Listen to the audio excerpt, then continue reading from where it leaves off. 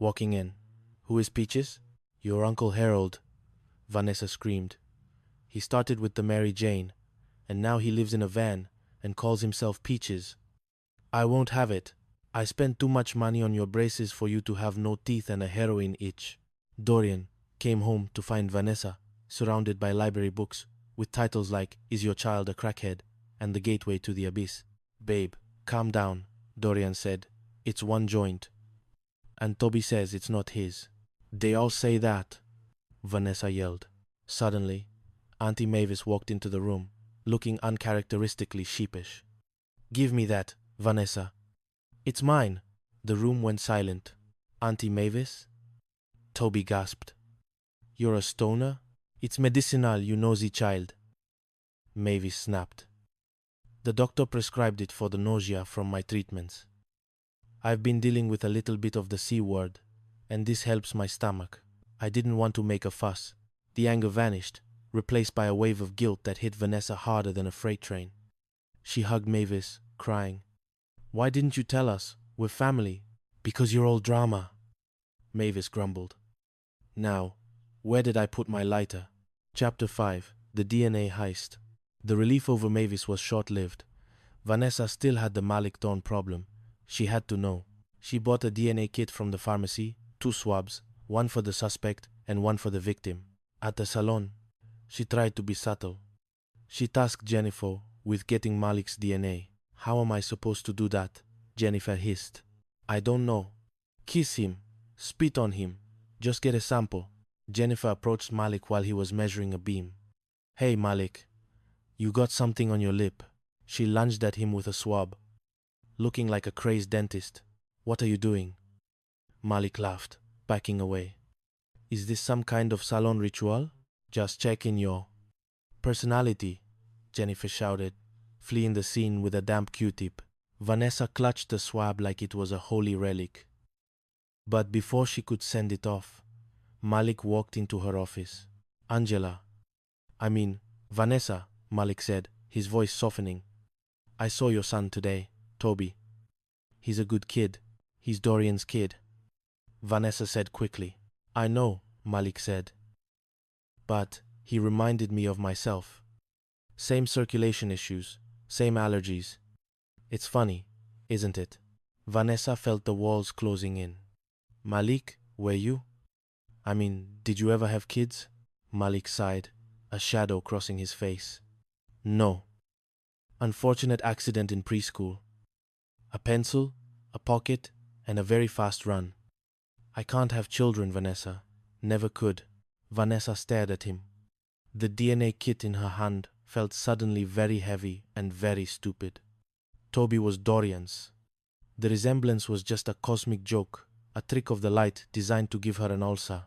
Chapter 6. The Dinner Party from Hell. To settle the score with Julian, Dorian insisted on hosting a dinner party.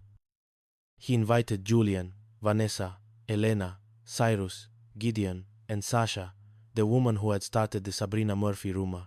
The tension was thick enough to cut with a steak knife. "So, Julian," Dorian said, leaning back with a predatory grin. "I hear you're looking for someone to settle down with. I have the perfect guy for you. Big Frank. He's 6'8", he's a security guard, and he just had his legs waxed." Julian choked on his wine. "Big Frank? He's very cuddly," Dorian added. "He loves to spoon." Vanessa kicked Dorian under the table. "Dorian, stop it." "Why, babe? I'm just being a supportive husband to your gay best friend." Julian looked at Vanessa, then at Dorian. "Vanessa told you that because she knew you'd freak out if she had a straight friend this handsome." "I knew it," Dorian yelled, jumping up. "And I'm not sorry." Vanessa yelled back. "Men and women can be friends without sleeping together. Julian and I have proven it for years." "Really?" Julian said, looking at her. "Not helping Julian," Vanessa screamed. The dinner ended with Sasha trying to announce her engagement to Gideon, only for Jennifer to accidentally spill a bowl of red beans and rice on Sasha's white dress. Chapter 7. The Proposal Paradox. The final act of the Sterling chaos took place a week later. Gideon had finally proposed to Sasha, a move that everyone agreed was a disaster in the making. But the real drama was with Elena and Cyrus. Cyrus was a man who viewed commitment the way most people view a root canal. He loved Elena. But the M word made him break out in hives. "Look, Elena," Cyrus said as they sat on the sofa. "What we have works. Why ruin it with a piece of paper? Marriage is just a ball and chain."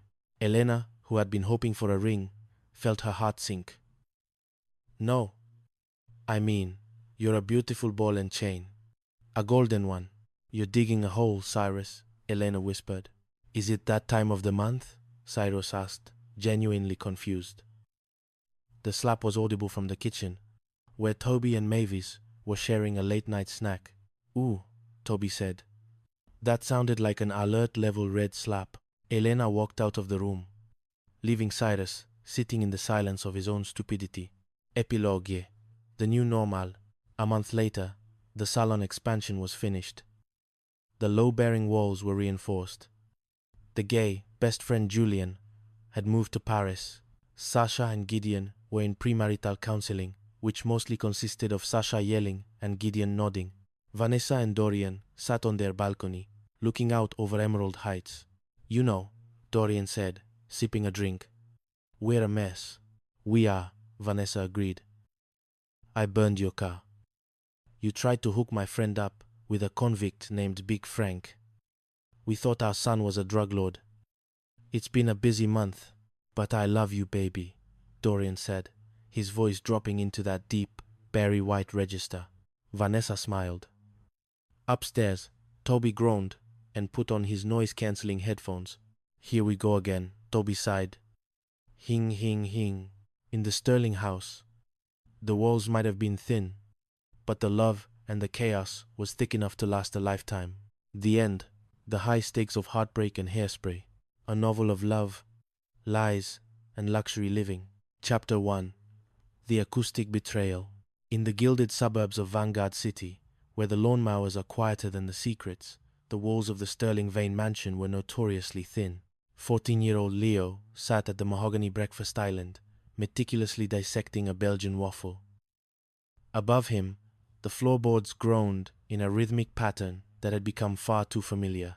He sighed, adjusting his noise-cancelling headphones, but the vibration of the sub-bass from his father's making-up playlist, heavy on the smooth soul of a man he mistakenly called Larry White, leaked through the ceiling. "I didn't want to hear it," Leo muttered to the empty kitchen. "But I kinda wanted to hear it, because if I hear it, it means they aren't gonna divorce and ruin my GPA. Dante Sterling Vane, a man whose voice could make a cello feel inadequate, descended the stairs 10 minutes later. He was beaming, a man rejuvenated by the tactical application of Barry White and a midnight apology. "Morning, champ," Dante boomed. "Don't champ me, Dad," Leo said, not looking up. "You shouldn't have been listening to that Larry White guy so loud. I know exactly what that singing means. You and Mom are coming down here all giggly, and then I have to sit through a 3-minute hug while my syrup gets cold." Dante paused, his smile faltering. "Who is Larry White?" "You know. The big dude with the voice that sounds like velvet and cigars. I love you, baby, baby." Leo mimicked a deep baritone that was surprisingly accurate. "It's Barry White, Leo."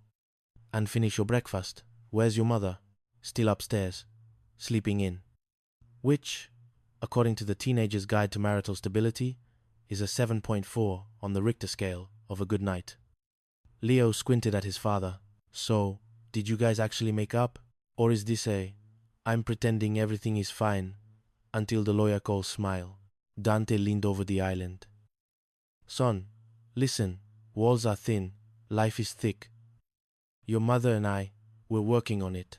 Work harder, Dad. Because when that Terry Pendergrass music starts playing, I start looking for boarding school brochures. It's steady." "Talking," Leo repeated, deadpan. "In 4/4 time? With a bass line? Sure, Dad. Whatever helps you sleep at night." Or not sleep, apparently.